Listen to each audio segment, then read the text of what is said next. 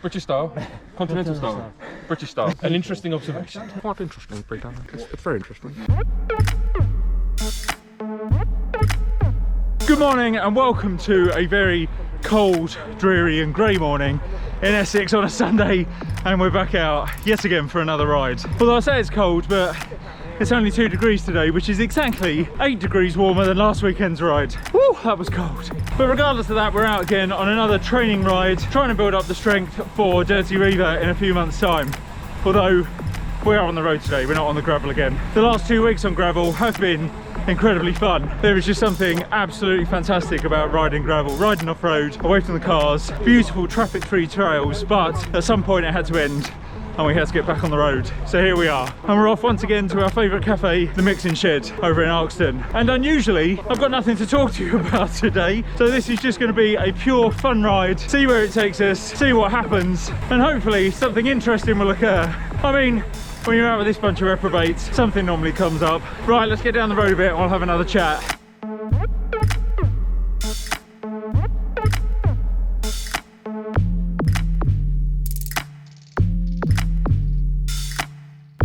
See, I told you something would happen. There's always a flood around here somewhere, although I'm very jealous of Mark at the moment because he's recently built up from an old Cannondale frame a new bike with carbon fibre fork. He's actually put Shimano Q's group set on it, which looks pretty cool. He's done it up for Dirty Reaver. He's coming up there with us because he decided that his road bike probably wouldn't do it and he didn't fancy taking his mountain bike up there. I'll talk to you about that later.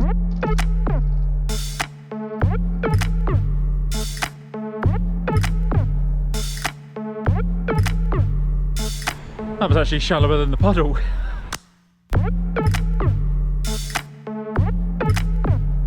Right, well, we're now about 15-16 miles into this ride and I haven't filmed much of it because, well, I've just been enjoying the ride, to be quite honest, chatting rubbish with the fellas as usual. But also part of the reason is why I can barely breathe at the moment. We've had quite a few hills today and it's all thanks to Simo on his single speed, the bugger. That boy does love a hill and I don't know how he does it with just one gear. Although I should just say that despite the constant hills, this is a hell of a lot easier than gravel riding. As I've said before, 1 road mile definitely counts for at least 3 gravel miles. How are you feeling about being back on the road bike today? Oh, it's lovely. Much quicker. I would say less secure because you've got a bit more chunk, haven't you, on the gravel. But actually last week was very nice as well. I was saying I think I was probably a little bit not as enthusiastic as I should have been in my, yeah, it's fine. summation of last week. The next day I thought, oh, I really enjoyed that, and then I felt bad that I didn't really say that.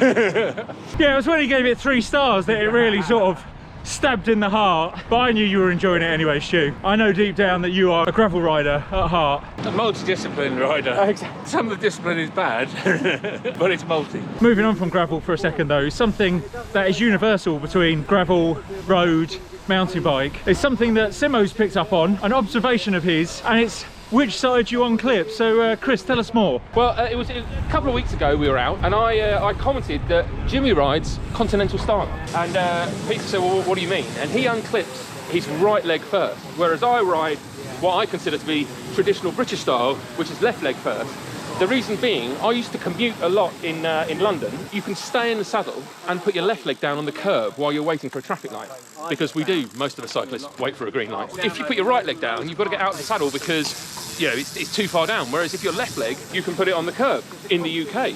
If you're riding continental style, clearly you're thinking about riding the wonderful roads in France that we experienced last year and thinking, well, I'm going to put my leg down on the right side. Interestingly, what we've learned is there's no correlation between that and your Brexit vote. Yeah, that was quite the conversation this morning, which I'm not going to get into now. But yeah, what side do you unclip? I tend to unclip on the left, it would appear. So by Simo's summation, I am a UK rider. I don't know whether that makes me a Brexit voter or not, but again, I'm not going there. Whereas, yeah, Mark and Jimmy are very much continental, it would appear. So what side do you unclip? Let me know in the comments below whether you are UK or continental. See, I told you stuff always comes up on this ride with these fellas. I mean, it may be chat that belongs in the Dollman's Club on Facebook, but it whiles the hours and miles away. Right, well, after that scintillating chat, there's only one thing for it: breakfast. And when we finish breakfast, I am going to have a chat with you about Mark's new old bike. But let's get a bite to eat and a cup of tea first.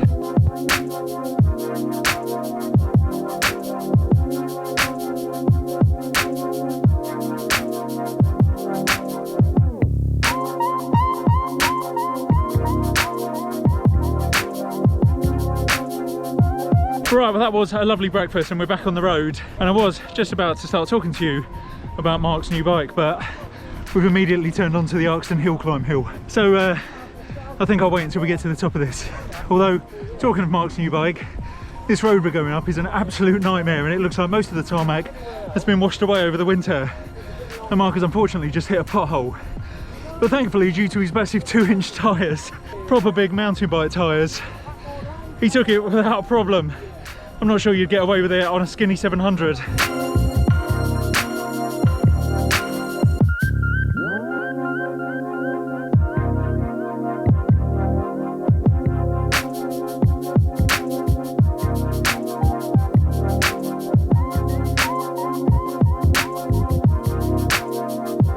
It's fair to say Tom's feeling a little bit cold. It is absolutely freezing this morning. But again, not quite as cold as last weekend's ride, but I'll stop going on about that.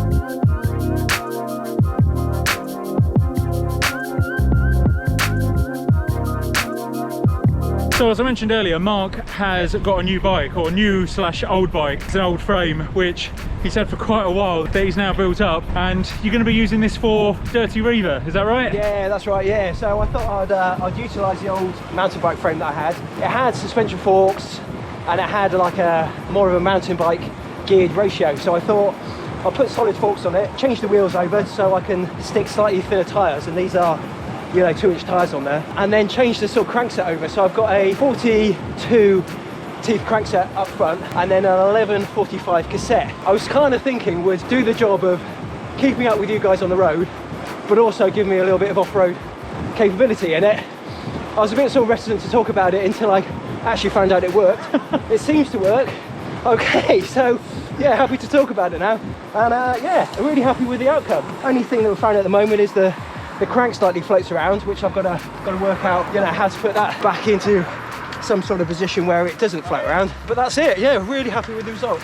And he's actually got the new Shimano Q's group set on there, which, if you're not aware, Q's is the replacement for the 3 lower end Shimano group sets that they used to make, Sora, Tiagra and Claris. And they've now brought all of those 3 together under the Q's umbrella for a little bit more of cross compatibility and just ease of use for the rider. I looked it up and apparently it stands for creating unique experiences, whatever that means. There you go, creating unique experiences. We're definitely doing that with a mountain bike on the road with big chunky 2-inch tyres. And I've always said that Mark's a bit of a beast, and it just shows today that despite those chunky tyres with very big knobbles on them, he's still absolutely beasting me. He is a monster on the hills. So yeah, that is Mark's setup for Dirty Reaver, and I have to say, having lifted it earlier on, it is actually quite light for a mountain bike, even with those big heavy tyres on, because I know that the tyres make a massive difference. The 43mm Panaracer Gravel Kings that I've got on my gravel bike weigh about 500 grams each, and you definitely feel that on the climbs. So that's me sorted for a bike for Dirty Reaver. I'll be doing it on my gravel bike. Mark's going to be doing it on his Cannondale Trail SL. Now Jimmy's only got the old 90s steel mountain bike that I converted into a drop bar gravel bike for him, and that is a little bit heavy, and he's previously asked if it can be made a little bit lighter with a carbon fork. Now I've mentioned this in videos before, that because it's only got an old 90s 1-inch diameter head tube at the front, I'm struggling to find a carbon steerer that will fit. But I've recently come up with another plan. I'm not telling Jimmy about it, I'm keeping it under wraps. It's going to be a little bit of a secret surprise for him. But then once that's done, I've got Jimmy's brother Cliff's bike to look at, because he's got an old Gary Fisher mountain bike that needs a little bit of maintenance work done to it, and he's going to be doing Dirty Reaver on that. So 50% of the bikes are done, just another 50% to go. And just talking about the crank for Mark's bike, it does seem that there's some kind of dial on the non-drive side that determines how far the chainring is on the drive side. Now we haven't quite figured out yet if that is something to do with moving the chain line in and out, because it is only a 1x system, to make sure that you get the chain line right so it isn't cross-chaining too much in either the big or the little gear at the back. So we need to go and do a little bit more research on that. But if anyone knows what that little dial on the non-drive side of the crank arm is, drop a comment below, because that would be very helpful.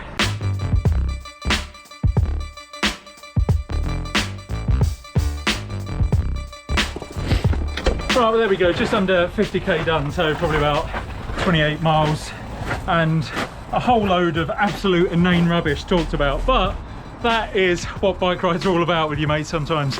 Going out, having some fun, and just talking rubbish. But on that, what about Simo's assertion that clipping out on the right is continental and on the left is the UK? What are your thoughts on that?